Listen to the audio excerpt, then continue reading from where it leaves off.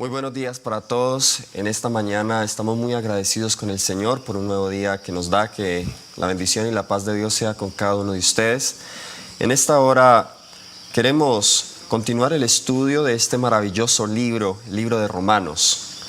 Ya estamos concluyendo en nuestro estudio. Algunos me han escrito en cuanto a el libro que este servidor acaba de escribir de este manuscrito de Romanos. El libro estará pronto circulando. Hemos tenido algunas demoras por algunos detalles, pero aquellas personas que me han escrito preguntando en cuanto al libro, quiero decirles que el libro estará pronto en publicación y podré yo hacérselos llegar. Pueden contactarme a través de los datos que se han dado, mi correo electrónico, o también pueden encontrarme en Facebook como Daniel Miranda. Y allí entonces podrán obtener más información en cuanto a este libro. El día de hoy vamos a estudiar el capítulo 13 de Romanos.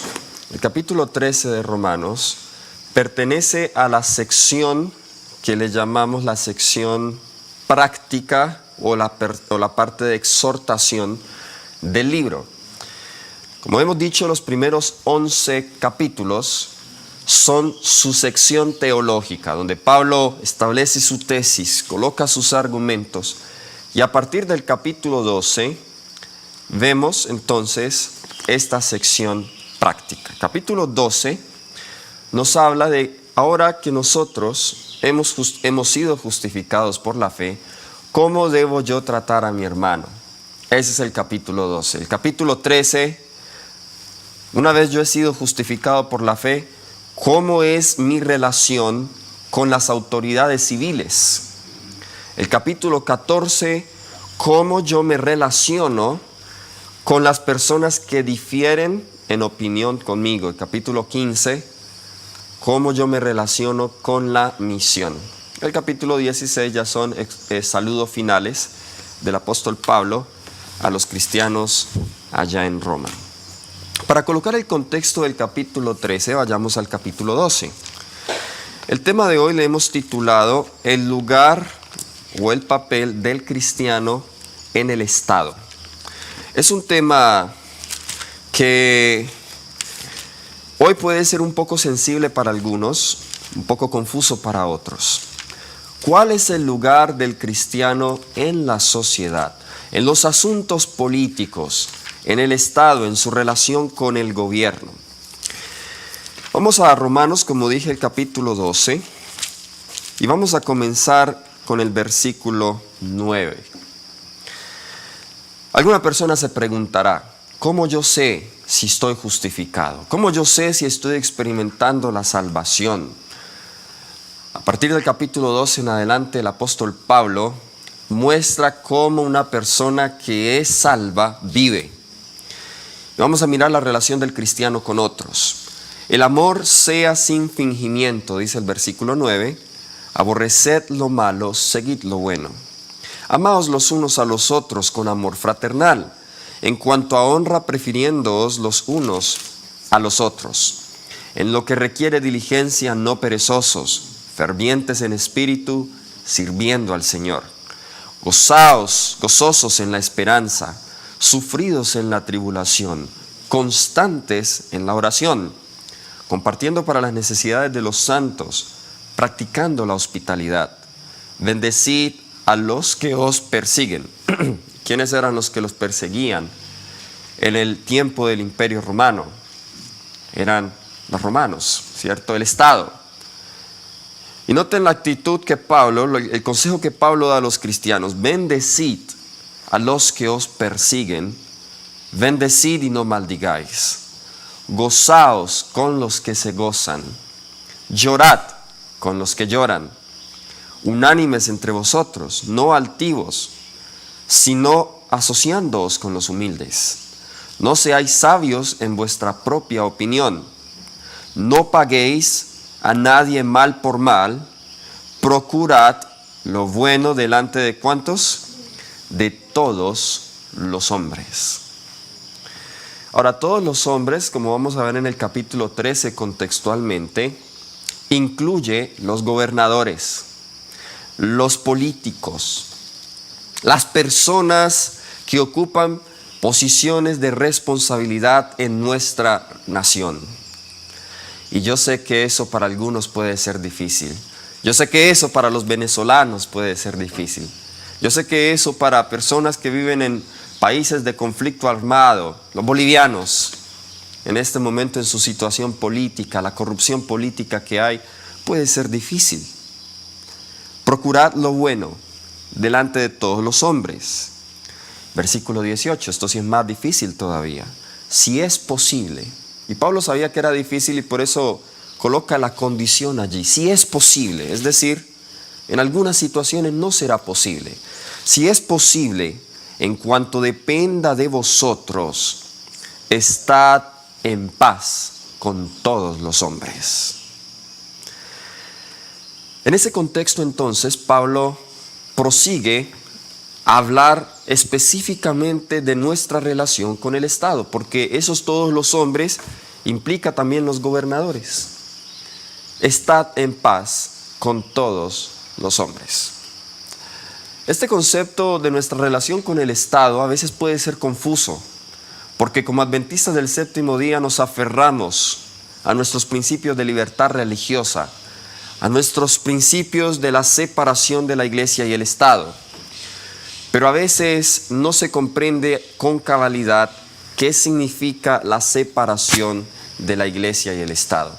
La separación de la iglesia y el Estado no significa que el cristiano es un ente pasivo y desconectado de la sociedad.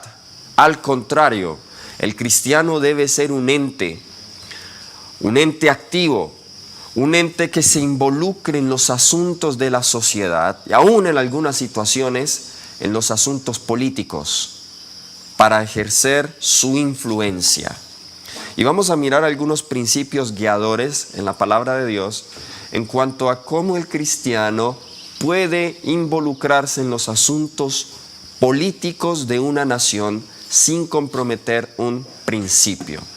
Pero primero, antes de ir a otros pasajes de la Biblia, quiero que establezcamos los principios del libro de Romanos, que es nuestro libro en cuestión.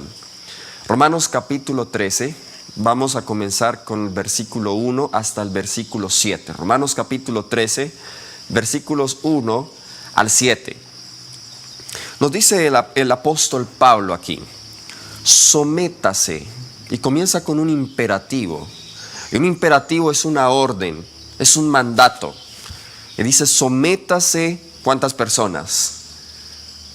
Toda persona a las autoridades superiores. Esto incluye al cristiano, porque Pablo dice, toda persona. Porque no hay autoridad sino de parte de Dios, y las que hay por Dios han sido establecidas. Es decir, el Estado, las autoridades superiores, aquí se refiere al poder civil, se refiere al Estado. El Estado es reconocido por Dios como una autoridad. Y Pablo deja claro que Dios mismo lo estableció. Ahora, no vamos a culpar a Dios por todas las fechorías que hacen nuestros políticos, nuestros líderes políticos. No, Dios estableció el Estado, así como Él estableció la iglesia. Esas son sus dos instituciones acá en la tierra. Pero al igual que la iglesia, que es dirigida por hombres, el Estado también es dirigido por seres humanos. Ahora, la iglesia tiene principios cristianos, bíblicos, guiadores, lo cual evita que la corrupción se vea tanto como en la política. Pero ¿hay corrupción en la iglesia también? ¿Significa entonces eso que Dios es culpable por colocar a cierto líder en esa posición? No debemos culpar a Dios por los errores y las fallas humanas. Sin embargo, Dios estableció la iglesia como también Dios estableció al Estado. Versículo 2. ¿Qué pasa cuando alguien se opone al Estado? Se opone al gobierno. Versículo 2. De modo que quien se opone a la autoridad, ¿a quién se opone? A lo establecido por Dios resiste, y los que resisten acarrean condenación para sí mismos. Es interesante lo que Pablo está diciendo acá, porque hay veces pensamos que la verdadera libertad cristiana me libera de mis obligaciones para con el Estado. Pero no hay ninguna persona hoy que en realidad pueda decir que está completamente libre de sus obligaciones con el Estado. Porque el cristiano vive en una sociedad y como tal debe responder a sus deberes como ciudadano. Y esos deberes, al menos en la letra, muchos de ellos son buenos y son instituidos por Dios. Versículo 3, porque los magistrados no están para infundir temor al que hace el bien, sino al malo. ¿Quieres pues no temer la autoridad?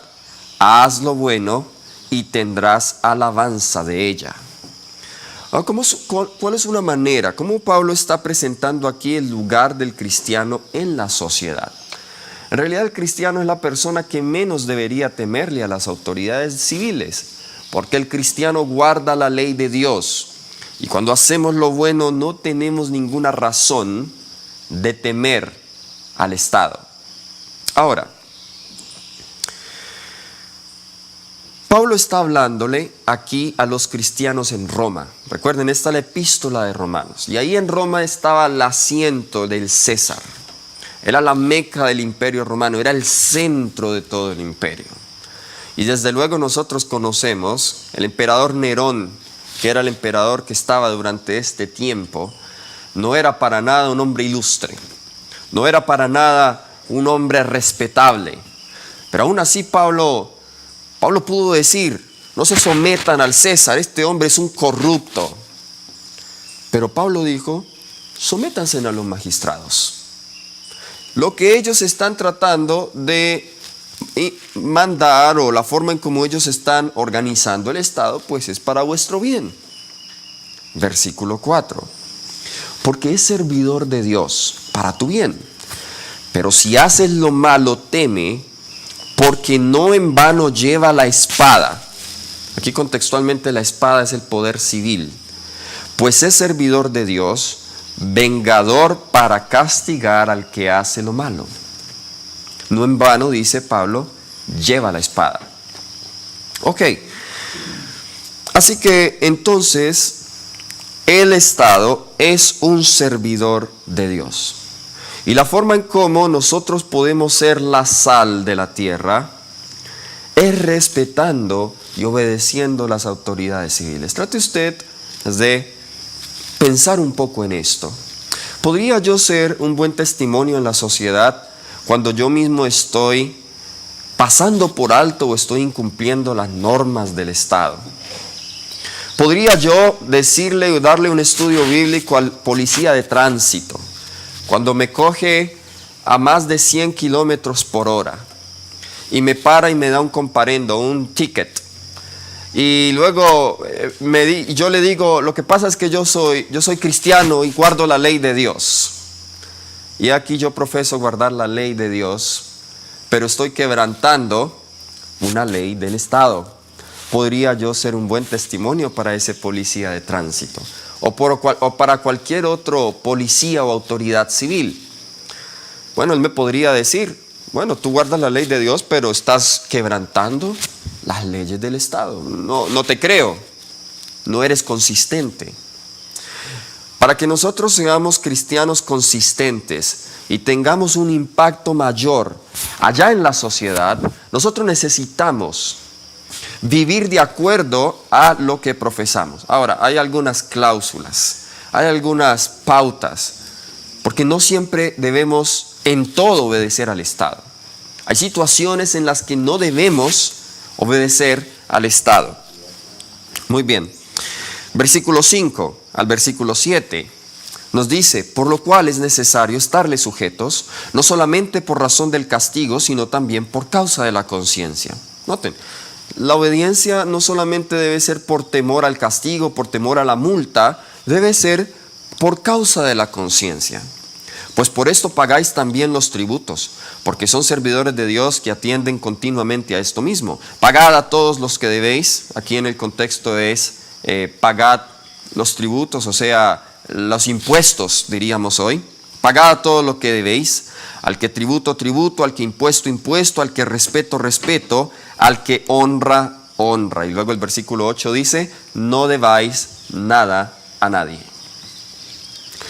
Pablo es claro entonces que el cristiano tiene un deber hacia el Estado. Vamos a ver cómo lo dice el apóstol Pedro, que también vivió en un tiempo similar.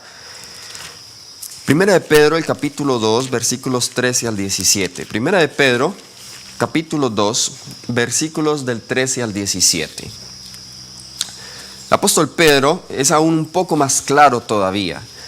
Nos dice el versículo 13. Ahora les doy un poco el contexto de Primera de Pedro. Pedro escribe esta carta un poco antes que estallara la persecución de los cristianos por parte del Imperio Romano bajo Nerón.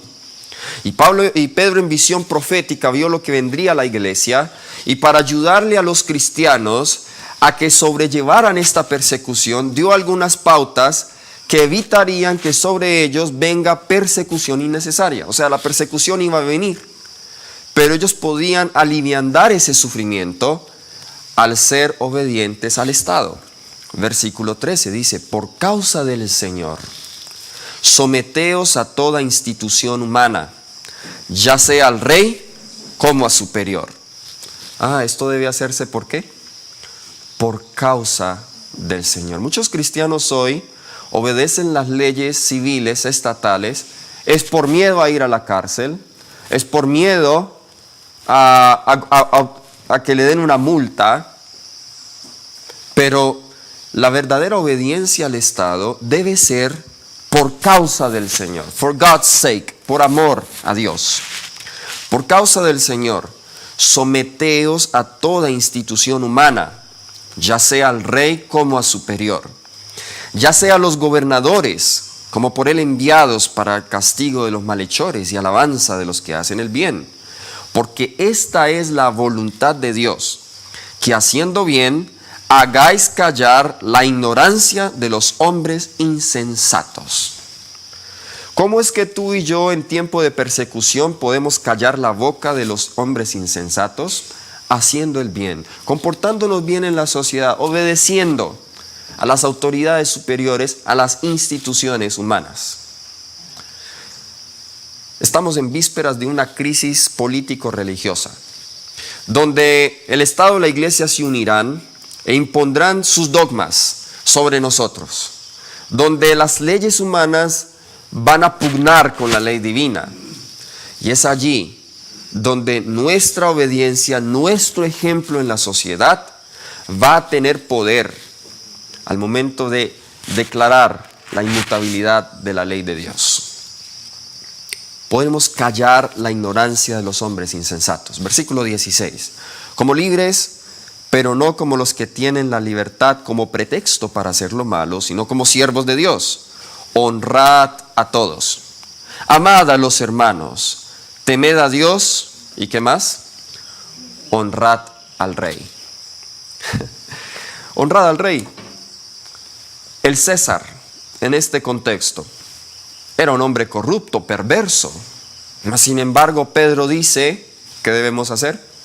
Honrad al rey. Pero ¿cómo nosotros ponemos la línea de distinción entre someterse al Estado, pero no violar mi conciencia y no violar los principios de la palabra? Bueno, Jesús lo dijo de una manera muy sencilla también. Vamos a Juan capítulo 17. Vamos al Evangelio de Juan, el capítulo 17, versículos 14 al 16. Juan capítulo 17, versículos 14 al 16. Esta es la oración sumo sacerdotal de Jesús. La oración antes de su partida. Jesús dice, yo les he dado tu palabra, y el mundo los aborreció, porque no son del mundo, como tampoco yo soy del mundo. No ruego que los quites del mundo, sino que los guardes del mal. No son del mundo, como tampoco yo soy del mundo. Jesús oró al Padre, no para que nos quitara del mundo, sino para que nos guardara del mal. ¿Cómo es eso? ¿Cómo es que una persona puede estar en el mundo y no ser del mundo? Jesús lo dijo de otra manera. Jesús dijo, vosotros sois la sal del mundo. Ahora, ¿qué tiene que pasar con la sal para que tenga efecto sobre el alimento? ¿Será que si yo estoy haciendo aquí arroz y yo digo, yo le quiero colocar, yo quiero que mi arroz sepa bien y tengo sal? ¿Es suficiente tener la sal? Y la tengo aquí a un lado. ¿Qué debo hacer con esa sal? ¿Debo echarla? ¿Debo mezclarla? Si no la mezclo, ¿qué pasa? Una parte del arroz me va a quedar salado, pero la otra parte del arroz me va a quedar simple. Yo debo echar la sal, debo mezclar la sal debe permear, debe hacer parte del arroz.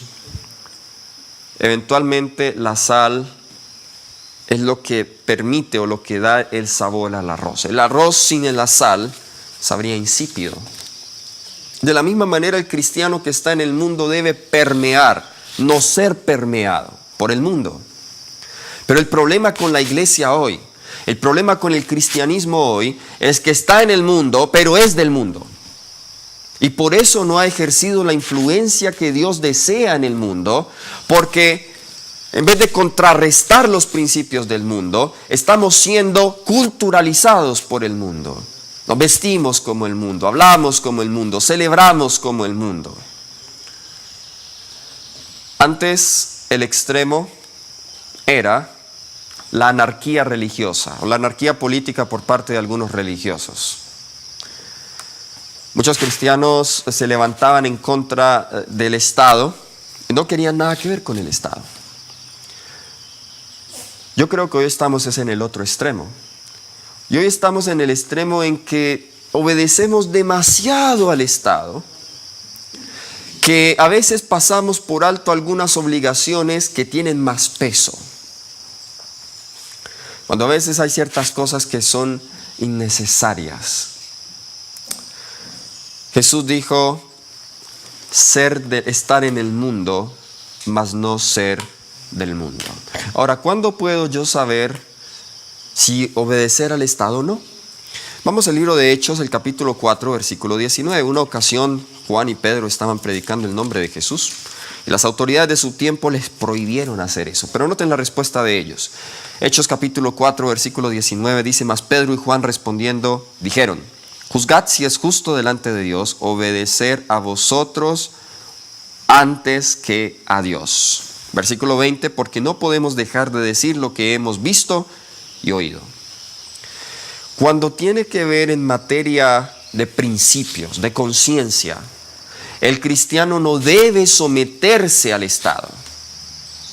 No debe. Cuando es en razones de conciencia. Volvamos a Romanos 13. Y noten cómo Pablo va a marcar aquí la diferencia. Romanos, el capítulo 13. Y esto que vamos a ver aquí es algo importante para ver cómo es que se va a dar una ley dominical y qué es lo que constituye una ley dominical o una violación de la conciencia. Volviendo al versículo 3 de Romanos 13, dice, porque los magistrados no están para infundir temor al que hace el bien, sino al malo. Ahora, ¿qué es lo malo? Denme otro sinónimo para el malo. La persona mala es la persona pecadora, ¿cierto? El que comete pecado. Bien. El Estado está para castigar al pecador, al que comete pecado. Ahora, siguiente pregunta, ¿qué es pecado? Transgresión de la ley, ¿cierto? Primera de Juan capítulo 3, versículo 4 dice que pecado es transgresión de la ley. Es decir, que el Estado tiene jurisdicción, tiene la autoridad de Dios para el que transgreda la ley. Pero la pregunta es, ¿será que el Estado puede castigar toda la transgresión de la ley? ¿Toda la transgresión de la ley? A ver, ¿qué mandamientos de la ley o qué tabla de la ley es que el Estado tiene esa autoridad? Eso es importante hacer la diferencia. ¿Cómo? Muy bien, vamos a mirarlo ahí mismo en Romanos 13. Vamos al versículo 8 al 10. Romanos capítulo 13, versículos 8 al 10. Dice, no debáis nada a nadie, sino amaros unos a otros, porque el que ama al prójimo ha cumplido la ley. ¿De qué está hablando Pablo acá? ¿El amor a quién? Al prójimo. Y sabemos que la segunda tabla de la ley habla del amor al prójimo. Versículo 9. Porque no adulterarás, no matarás, no hurtarás, no dirás falso testimonio, no codiciarás, y cualquier otro mandamiento en esta sentencia se resume: amarás a tu prójimo como a ti mismo. El amor no hace mal al prójimo, así que el cumplimiento de la ley es el amor. ¿Cuál es la ley sobre la cual el Estado puede castigar? A ver, ¿están todos conmigo? ¿Cuál es la ley? La segunda tabla de la ley. El amor al prójimo. A ver, ¿puede el Estado castigar el no respeto a los padres? ¿Puede el Estado, si un hijo no irrespeta a sus padres o mata a sus padres, puede el Estado castigar eso? Sí. ¿El Estado castiga el homicidio? ¿No matarás? Sí. ¿Está en su derecho de hacerlo? Claro que sí. El adulterio en todas sus formas, ¿tiene el Estado leyes que controlen y castiguen eso? Claro que sí. Que hay corrupción, aún los mismos que dan las leyes son culpables de esto, pero en teoría el Estado castiga eso. No hurtarás, el robo, también, ¿cierto? No hablarás el falso testimonio, de hecho eso tiene cárcel. La codicia y el tomar lo que no es mío. El Estado castiga eso, pero ¿podría el Estado castigar a una persona porque no guarda el sábado? ¿O puede el Estado castigar a una persona porque no adora a cierto Dios? ¿Le ha dado Dios al Estado esa prerrogativa o eso es solo de quién? ¿Qué institución es la que puede disciplinar en caso de la violación de los primeros 4 mandamientos? La iglesia. Esa es una prerrogativa, solo la iglesia. O sea, Dios mismo a través de la iglesia. Claro, la disciplina es eclesiástica, no es una disciplina civil.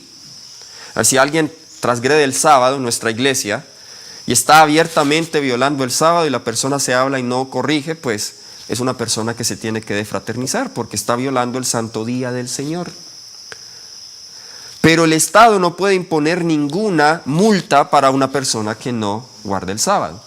Cuando hay unión de iglesia y Estado, es cuando el Estado ahora es usado por la iglesia para imponer la obediencia en cuanto a la adoración, que es la esencia de los primeros 4 mandamientos. El Estado rige mi relación con el prójimo, por eso solo se aplica la segunda tabla de la ley, mas no con mi relación a Dios. Eso es algo que el Estado no tiene prerrogativa ni lugar allí. Cuando hablamos de una unión de iglesia y Estado, estamos hablando el poder o el esfuerzo de la iglesia a través del Estado de violar la conciencia del ser humano en cuestiones de adoración. Y eso es algo que el Estado no puede hacer. Jesús claramente en Mateo 22 del 15 al 21 dijo: dad a César lo que es de César, dad a Dios lo que es de Dios. Pero miremos en los minutos que nos quedan entonces, ¿cómo podemos nosotros los cristianos involucrarnos pacíficamente en el Estado? ¿Cómo podemos nosotros ser influencia en nuestra nación, en donde nosotros estemos? Primero colocaré algunos principios bíblicos. En Santiago capítulo 5, versículos del 1 al 6, Santiago está hablando de la justicia social, de los pobres, de los ricos que están oprimiendo a los pobres. E insta al pueblo de Dios a que acabe con esas injusticias. Es decir, el cristiano puede involucrarse en lo concerniente a la justicia civil.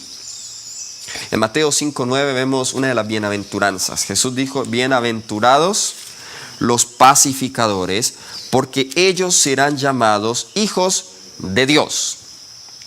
Debemos ser pacificadores en la sociedad. En Mateo 5:38 al 42, Jesús dijo: Oísteis que fue dicho, ojo por ojo y diente por diente. Pero yo os digo, no resistáis al que es malo. Antes, a cualquiera que te hiera en la mejilla derecha, vuélvele también la otra. Y al que te hiera y al que quiera ponerte a pleito y quitarte la túnica, déjale también la capa. Y cualquiera que te obligue a llevar carga por 1 milla, ve con él 2. Al que te pida, dale, y al que quiera tomar de ti prestado, no se lo rehuses. Es decir, en resumen, no tome represalias. Y Jesús está diciendo esto en el contexto del Estado, ¿saben? En la sierva del Señor, en el discurso maestro de Jesucristo, amplía y dice que cuando Jesús pronunció estas palabras, estaban pasando unos soldados romanos. Y estaban algunos de las personas allí, pobres y campesinas, les estaban haciendo llevar sus cargas, les quitaban su túnica. Y Jesús leyó el sentimiento de amargura que se despertó en esas personas. Y Jesús les dijo, mira, si te golpean en un cachete, coloca el otro. No tomes represalias contra las personas que hacen injusticia. Vamos a leer entonces algunas declaraciones del espíritu de profecía en cuanto a estos asuntos. Y esta cita para mí resume muy bien todo lo que hemos dicho. Esto es Signs of the Times, noviembre 3 de 1881. Los ciudadanos del cielo harán los mejores ciudadanos de la tierra. Una perspectiva correcta de ver a Dios nos va a conducir a percepciones más claras de nuestro deber al prójimo. Interesante, los ciudadanos celestiales harán los mejores ciudadanos en la tierra. Una persona, un cristiano que no es un buen ciudadano, demuestra que tampoco será un buen ciudadano en el cielo. Las personas que experimentan la justificación por la fe en el contexto de Romanos, serán buenos ciudadanos aquí en la tierra. Yo no sé cuál es el testimonio que tienen los vecinos de ti. Yo conozco ahí en Barcelona, donde yo vivía, personas a quienes yo les quería hablar de Jesús, pero resulta que en el barrio vivía un hermano o una familia que era de mal testimonio y decía, usted de la iglesia de ellos, yo no quiero saber nada de tu religión, no quiero saber nada de tu iglesia. Y si ese es el testimonio que damos en el vecindario, ¿cómo será en el estado? ¿Cómo será allá en el cielo? No, Dios no puede llevar a una persona tal al reino de los cielos. Qué bueno se dijera de cada cristiano, este es un buen vecino. Esta es una persona digna de confiar. De hecho, la sierva del Señor incluso aconseja que como iglesia debemos enseñar a nuestros miembros la obediencia al gobierno, es un deber sagrado. En Eventos de los Últimos Días, página 121, dice, el pueblo de Dios reconocerá el gobierno humano como una ordenanza divinamente designada, y por precepto y ejemplo enseñará la obediencia a ella como un deber sagrado, siempre y cuando su autoridad se ejerza dentro de su esfera legítima. Y ya dijimos cuál es la esfera legítima del Estado. Es la segunda tabla de la ley, los asuntos concernientes al prójimo.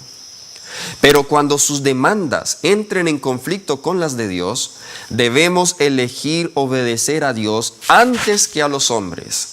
Debe reconocerse y obedecerse la palabra de Dios como una autoridad que está por encima de toda legislación humana.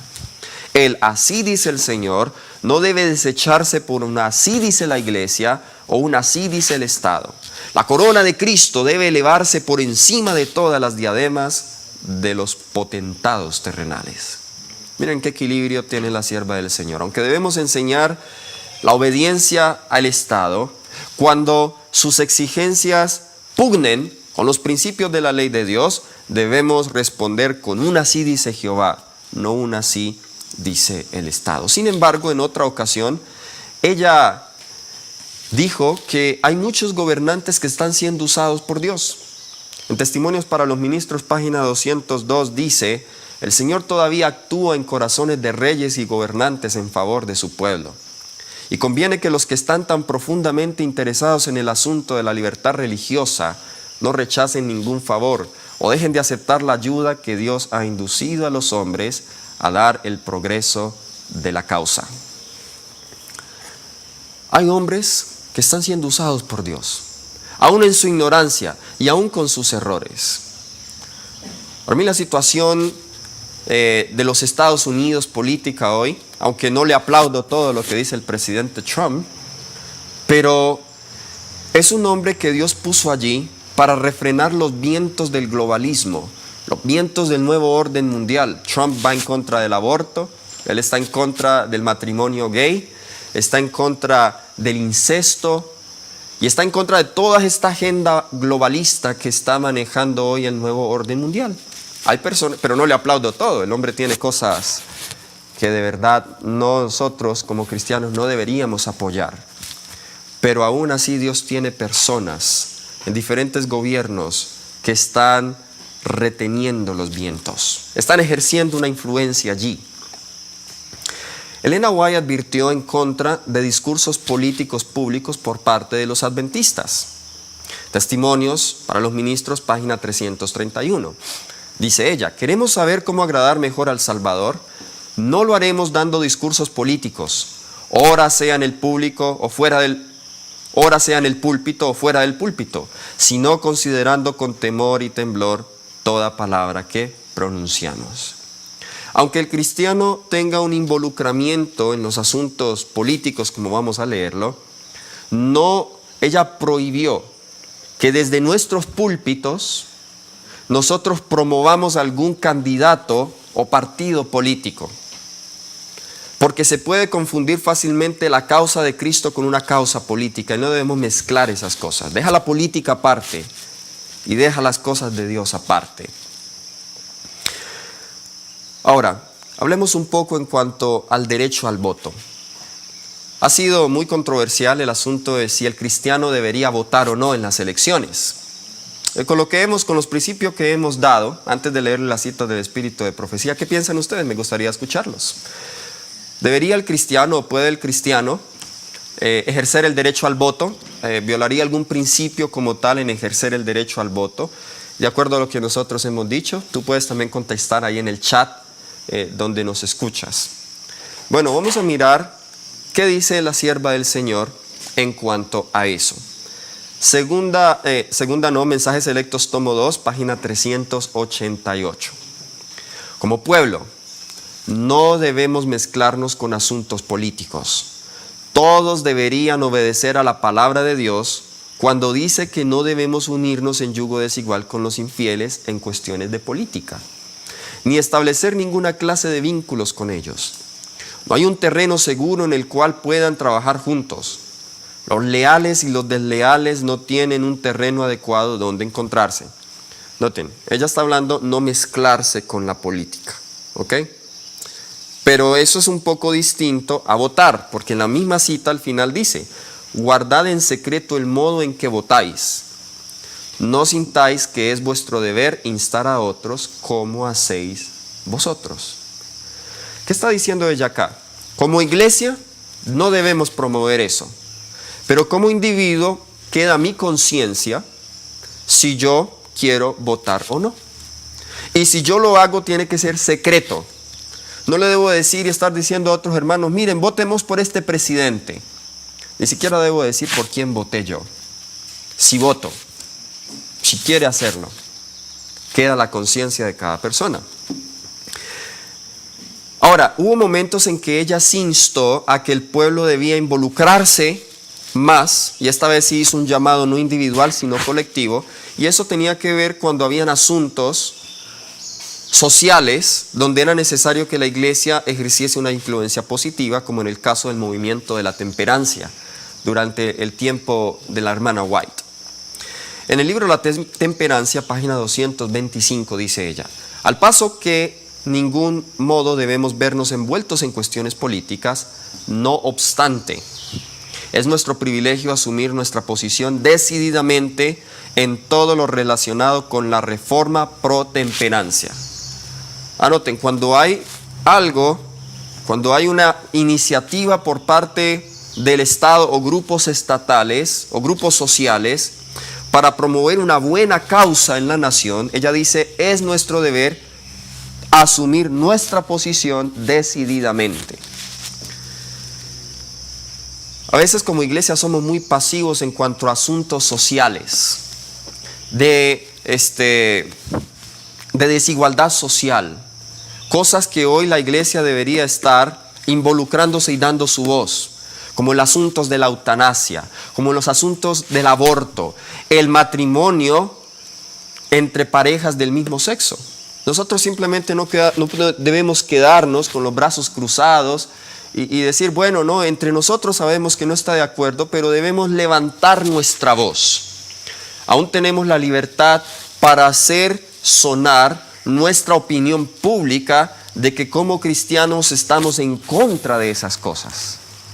Yo les hago una pregunta. Juan el Bautista, ¿denunció Juan el Bautista asuntos políticos y sociales de su tiempo?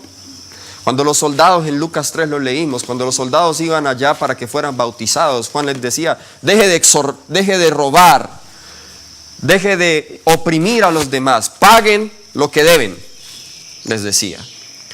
Aún Juan el Bautista se atrevió a reprender al rey Herodes y le costó su cabeza por estar viviendo en adulterio. Alguien diría, no, bueno, déjelos allá, nosotros no nos metamos en problemas con el Estado, con la política. El cristiano debe levantar su voz ante las injusticias sociales. La iglesia debe levantar su voz ante las injusticias sociales. No podemos estar en una posición pasiva y ver que el mundo se corrompe y no levantar nuestra voz. Ahora, todo debe hacerse pacíficamente y debe hacerse guiados por nuestros principios de discreción, respeto y amor a las autoridades. Pero debemos nosotros levantar nuestra voz. Sigue diciendo esta cita. En cuanto a esto, a menudo he presentado un claro testimonio. En un artículo publicado en la Review el 8 de noviembre de 1881 escribí, esto es Ellen White, la parálisis moral que domina la sociedad tiene una causa. Las leyes sostienen un mal que mina sus mismos fundamentos. Muchos deploran los males que saben existen ahora, pero se consideran libres de toda responsabilidad en el asunto. ¿Sí notan esta cita? Bueno, como yo no estoy promoviendo eso, con tal de que yo no lo practique, yo me siento libre de esos asuntos. Y ella dice, esto no puede ser así. Cada persona ejerce una influencia en la sociedad.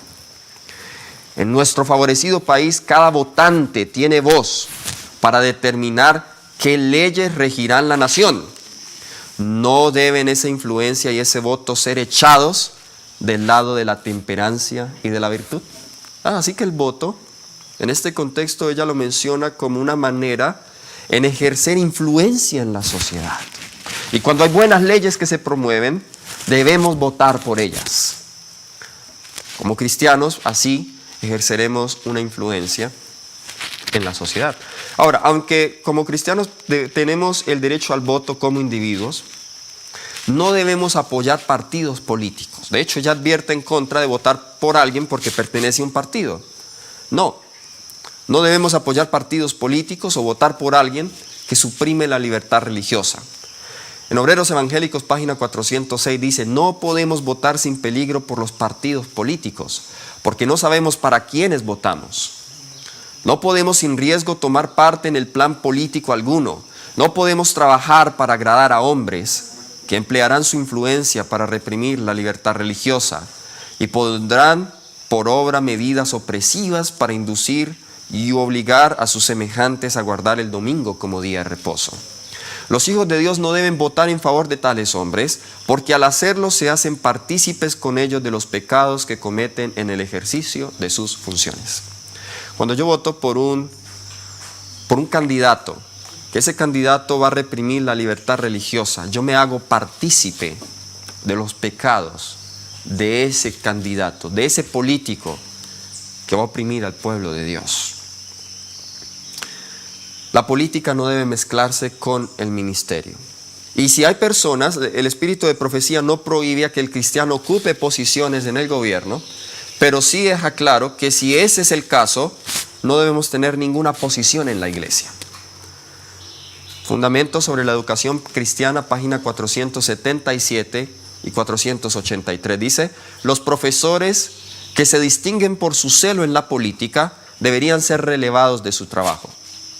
Y luego en la página 483 escribió, a los ministros que deseen presentarse como políticos deberían quitársele las credenciales.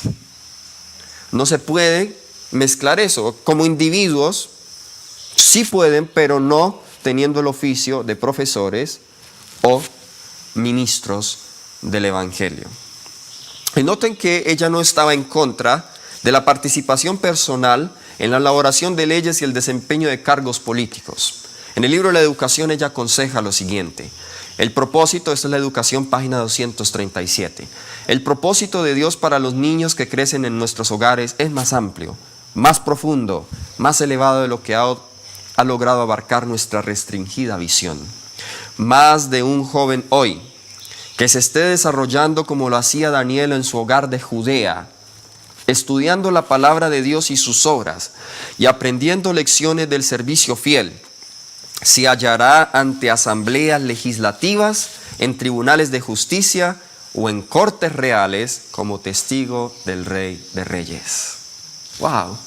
O sea que hay jóvenes hoy que van a ocupar esas posiciones. Así como Daniel, así como José, que ocuparon posiciones políticas en su tiempo. Hay algunos de esos jóvenes que Dios va a utilizar para que sean ese tipo de influencia en la sociedad, pero como individuos, no mezclándolo con los asuntos de la iglesia. Toco dos últimos puntos, que en cuanto a la posición de la iglesia en cuanto al racismo. Y hoy, en este año, la cuestión del racismo de nuevo ha salido a flote en todos nuestros medios. La situación en Estados Unidos es compleja en cuanto a esto. Bueno, la iglesia no debe quedarse callada en estos asuntos.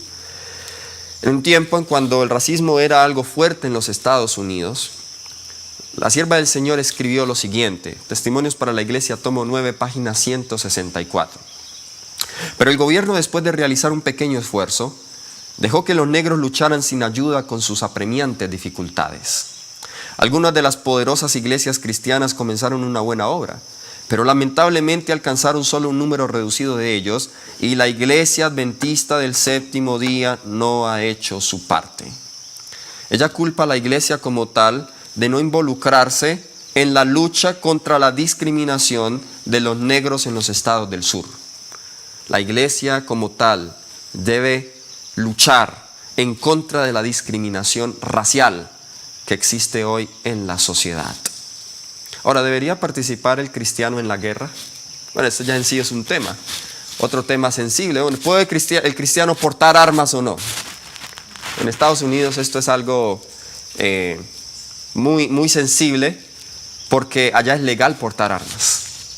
Y es común que algunos cristianos porten armas. Y bueno, no voy a entrar en los detalles de ese tema, pero simplemente voy a tocar el aspecto en cuanto al involucramiento de la guerra en una nación. A ver, acá en Colombia el Estado exige a algunos jóvenes de prestar el servicio militar. ¿Qué consejo nos da el Espíritu de Profecía en cuanto a eso? Testimonios para la Iglesia, tomo 1, página 322. Se me mostró que el pueblo de Dios, que es su tesoro peculiar, no puede comprometerse en esta guerra desconcertante, porque se opone a todos los principios de su fe. Esto está hablando de la guerra civil. En el ejército no podrían obedecer la verdad y al mismo tiempo obedecer los requerimientos oficiales. Comenzando con que probablemente tienes que matar, porque tienes un arma y estás en guerra. Probablemente tengas que pelear el día sábado. Sin embargo, la iglesia tiene un voto en donde se permite a los jóvenes participar o ser parte del ejército en posiciones de no combatientes. Es decir, haciendo trabajo social, siendo enfermeros allí en el ejército, haciendo trabajo secretarial. En ese tipo de cosas, un joven cristiano sí podría involucrarse en el ejército, mas no en una posición combatiente, en donde tenga que portar armas e ir a la guerra.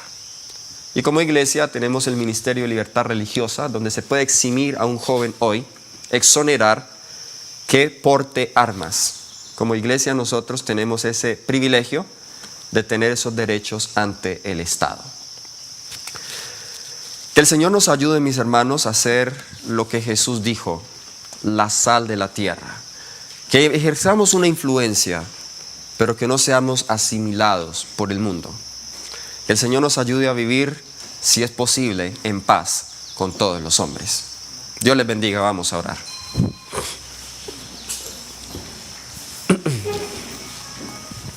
Oremos.